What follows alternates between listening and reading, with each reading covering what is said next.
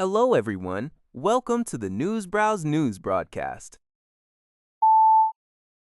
The Israeli cabinet has unanimously approved a proposal to formally recognize the mass killings of Armenians by the Ottoman Empire during World War I as a genocide. While Israeli officials have previously acknowledged the violence, this move marks a significant step toward official legislative recognition. The proposal now requires approval from the Israeli parliament to become binding. According to NPR, the shift in policy underscores the significantly deteriorated diplomatic relationship between Israel and Turkey. Turkish officials strongly criticized the move, dismissing it as a politically motivated effort intended to distract from international scrutiny regarding Israel's own military actions in Gaza. Historical records indicate that as many as 1.5 million Armenians perished during the period, an event widely categorized by scholars as the first genocide of the 20th century. Turkey continues to reject the genocide label, maintaining that the deaths occurred amid civil unrest and conflict. Foreign Minister Gideon Saar defended the decision, describing it as a moral and historical duty.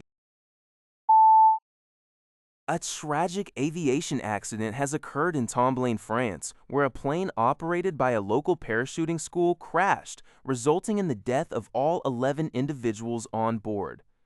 According to reports from Al Jazeera, the victims included the pilot, 5 student parachutists, and 5 instructors.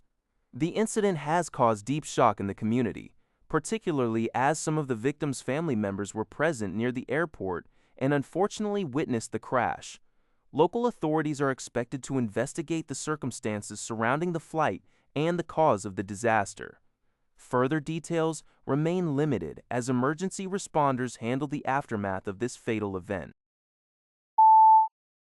According to People's Daily Online, China's Ministry of Commerce announced on Monday the inclusion of 20 Japanese entities, such as the National Institute for Defense Studies, into its official export control list.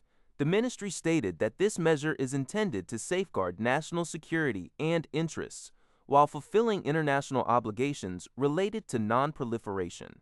Under these new regulations, export operators are prohibited from transferring dual-use items to the listed entities, and any existing activities involving these organizations must be halted immediately.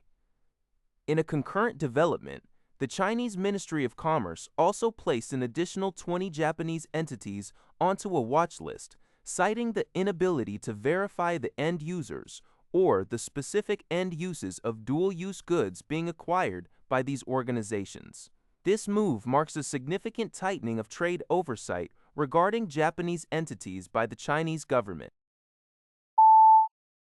According to reports from NHK and Japan's Ministry of Defense, Chinese and Russian military aircraft conducted a series of joint flights in the airspace around Japan on June 27. The activity involved various aircraft, including bombers and patrol planes, flying from the East China Sea to the Sea of Japan and eventually toward the Pacific Ocean off the coast of the Shikoku region. In response to these maneuvers, the Japan Air Self-Defense Force scrambled fighter jets to maintain surveillance and ensure regional security. No airspace violations were reported. The Japanese Ministry of Defense has identified this as the 10th instance of such joint bomber flights between China and Russia. Officials characterized the coordinated flight path as a clear demonstration of force directed at Japan. Consequently, the Japanese government has lodged formal diplomatic protests with both China and Russia, expressing serious concern over these activities while continuing to maintain a high state of vigilance.